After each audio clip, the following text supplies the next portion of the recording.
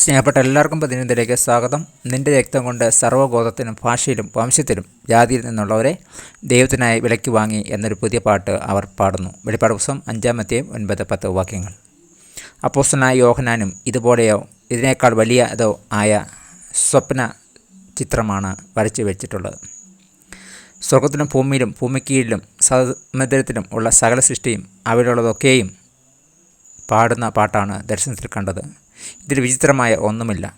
ഈ പാട്ട് ആരെക്കുറിച്ച് പാടിയോ അവൻ നൽകിയ വിലയെ പ്രകീർത്തിക്കുന്നതിനേക്കാൾ യാഥാർത്ഥ്യബോധമുള്ള യാതൊന്നുണ്ടാകില്ല. അവൻ്റെ സ്നേഹബലി വഴി പരിഹരിക്കപ്പെട്ട പ്രശ്നം ഈ ലോകത്തിലെ യുദ്ധങ്ങൾ, ദുരന്തങ്ങൾ, അവയുടെ പരിണതഫലങ്ങൾ എന്നിവയേക്കാൾ എല്ലാം ഗൗരവമായതായിരുന്നു.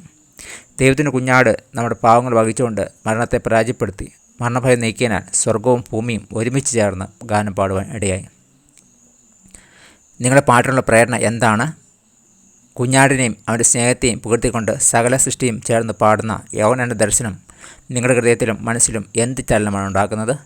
പ്രാർത്ഥിക്കാം. സ്വർഗീയ പിതാവേ, സകല ജീവജാലങ്ങൾക്കും ആനന്ദത്തോടെ പാടുവാൻ കഴിയുന്നൊരു പാട്ട് നിമിത്തമായി അവിടുത്തെ ചെയ്ത കാര്യത്തിൽ അത്ഭുതം ഉൾക്കൊള്ളുവാൻ എന്നെ സഹായിക്കണമേ.